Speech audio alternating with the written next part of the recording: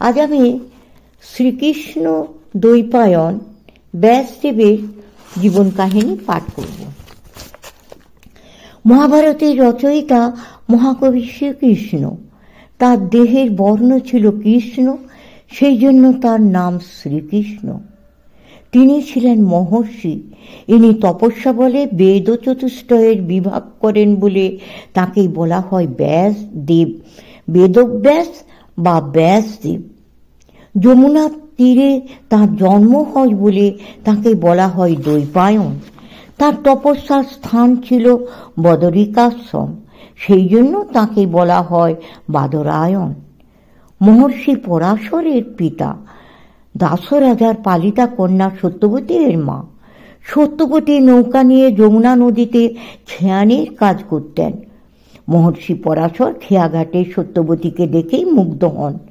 তখনই তাকে পাবার জন্য কন্যাকে আবেদন করলে সত্যবতী লোকলোচনের মধ্যে তাকে তুষ্ট করতে অপারগ হলেন। মহর্ষি তপবলে তৎক্ষণাৎ গাঢ় কুয়াশার সৃষ্টি করে স্থানটিকে অন্ধকারে পরিণত করেন। এই ধরনের আশ্চর্য শক্তি দেখে বিস্মিতা ও লজ্জিতা সত্যবতী তাঁকে বললেন, ভগবান, আমি কুমারী, আমার অবস্থা আপনি চিন্তা করুন। পরাশর প্রীত হয়ে বললেন, আমার ইচ্ছা পূর্ণ করলে তোমার কোনো ক্ষতি হবে না, তুমি কুমারী থাকবে। যদি অন্য বর চাও প্রার্থনা করো। সত্যবতীর দেহে মাছের গন্ধ অনুভূত হতো, সেই জন্য তাকে লোকে মৎস্যগন্ধা বলে ডাকত। মহর্ষির বরে তাঁর দেহের গন্ধ বদলে গেল। তিনি এক সুগন্ধময় দেহ পেলেন, সেই জন্য তার নাম হলো গন্ধবতী। বহু দূর থেকে তার গন্ধ মানুষ পেত। সত্যবতী সদ্য গর্ভধারণ করে পুত্র প্রসব করলেন। এই শিশু জন্মের পর মুহূর্তেই জননীর অনুমতি নিয়ে তপস্যার উদ্দেশ্যে যাত্রা করেন ইনি বেদব্যাস। বেদব্যাস নিজের জীবন ইতিহাস সরল ভাষায় অকপটে প্রকাশ করেছেন। তার অনন্য সাধারণ সত্যবাদিতা আমাদের মুগ্ধ করে। তপস্যায় যাবার সময় জননীকে বলেন যে তাকে স্মরণ করলে তিনি জননীর নিকট উপস্থিত হবেন। ব্যাসদেবের একমাত্র পুত্র সুখদেব। তিনি জন্মসিদ্ধ, জিতেন্দ্রীয় ও নির্বিকার চিত্ত মহাপুরুষ।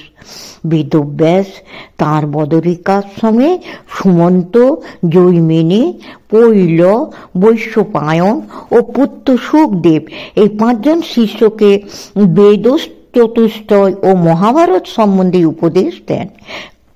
তারপর লোমহর্ষণ মুনিকে ইনি ইতিহাস ও পুরাণ পাঠের শিষ্য হিসাবে গণ্য করেন। ব্যাসদেবের মুখে শাস্ত্র শুনে তাঁর রোমাদি হর্ষিত হয়েছিল, সেই জন্য তাঁর নাম হয় লোমহর্ষণ। সৌতি তাঁর সুযোগ্য পুত্র।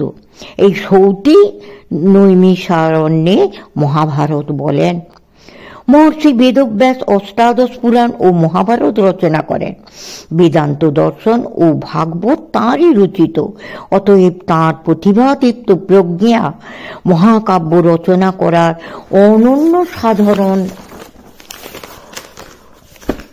অনন্য সাধারণ অক্ষয় কীর্তি আমাদের শ্রদ্ধা আকর্ষণ করে।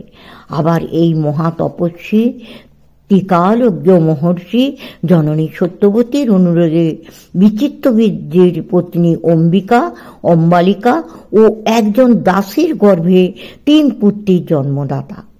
তাদের নাম ধৃতরাষ্ট্র, পাণ্ডু ও বিদুর। সে যুগে নিয়োগ প্রথা ছিল। তার যৌবনের একটি আলেখ্য পাই মহাভারতে।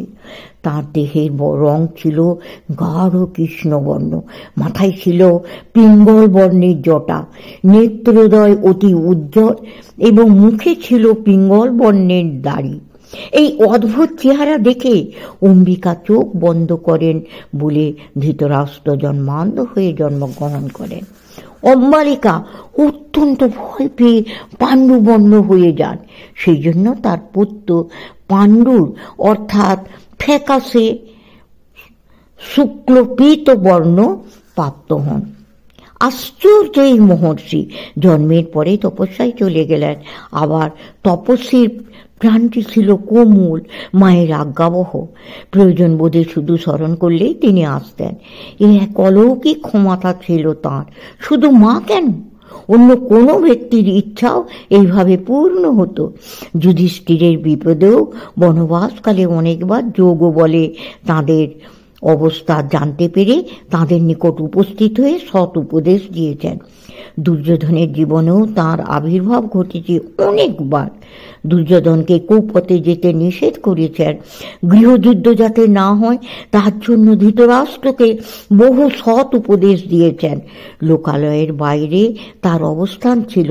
তিনি সংসার বিরাগী তপস্বী, অথচ সংসারের প্রয়োজনে সর্বদাই তিনি উপস্থিত। সঞ্জয়কে দিব্যচক্ষু দান, ধৃতরাষ্ট্র, গান্ধারী ও যুধিষ্ঠিরকে সময়োচিত উপদেশ দান এবং যুধিষ্ঠিরকে প্রায়শ্চিত্ত স্বরূপ অশ্বমেধ যজ্ঞ করার জন্য উৎসাহ দান প্রভৃতি কাজে তাঁর চরিত্রের কিছুটা পরিচয় পাওয়া যায়। তাঁরই কৃপায় ধৃতরাষ্ট্র, গান্ধারী, কুন্তী প্রভৃতি মৃত আত্মীয়দের দর্শন লাভ করেন। তার চরিত্রে পায় নিরাসক্ত জীবনের ছবি। সংসার বিরাগী তপস্বী, কর্মকোলাহলের বাইরে বদরিকাশ্রমে তাঁর বাস। অথচ কুরুপাণ্ডবের মঙ্গল চিন্তা করেন, বিপদে হাজির হন, উপদেশ ও নির্দেশ দিয়ে প্রস্থান করেন। কত বিপদে তিনি এসেছেন। ধ্যানে ভেসে উঠত তাঁর পবিত্র মনে দুর্দিনের, অমঙ্গলের ইঙ্গিত। পাণ্ডুর মৃত্যুর পর মা সত্যবতীকে বলেন তীর্থে যেতে, কারণ ভয়ঙ্কর দুর্দিন সামনে। গান্ধারীর নিকটে এসে তাকে নির্দেশ দিয়েছেন ভ্রূণকে সন্তানে পরিণত করার আশ্বাস দিয়ে।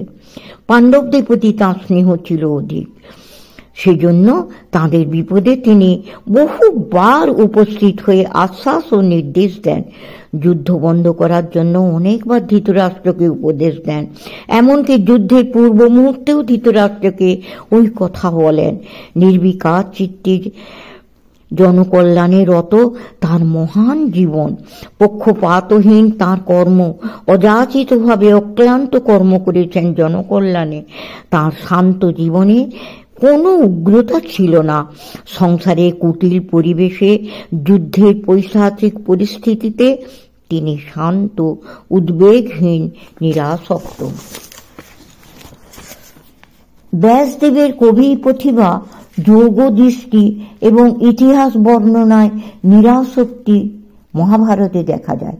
দুর্যোধন ও কর্ণের জীবনালেখ্য বর্ণনা করেছেন নিবিড় মমতায়। যুদ্ধের শেষে ধর্মরাজের মনে বৈরাগ্য, ক্ষমা আর মনুষ্যত্বের মহিমা প্রকাশ পেয়েছে। ধর্মরাজের মহাপ্রস্থানের চিত্র জগতের সাহিত্যে বা কাব্যে এক মনোবদ্ধ সমাপ্তি। সকল কলুষ কালিমার স্পর্শ থেকে পূর্ণভাবে মুক্ত হয়ে, সকল বেদনা, দুর্বলতা ও শোক থেকে মুক্তিলাভ করে মৃত্যুর শেষে অমৃত লোকে ধর্মরাজের নিঃশেষ অপ্রতিহত যাত্রা এই মহাপ্রস্থান। ভারতের ধ্যান, ধারণা, ধর্ম, নীতি, তপস্যা, জীবন লক্ষ্য প্রভৃতির সমন্বয়ে একটি আদর্শ জীবনের পূর্ণ আলেখ্য পাওয়া যায় মহাভারতে। এই জন্য মহাভারত ভারতের এত প্রিয় গ্রন্থ। সৌতি সেই জন্য বলেছেন, ইহার তুল্য পবিত্র ইতিহাস আর নেই। মহাভারত সমস্ত ইতিহাসের মধ্যে প্রধান।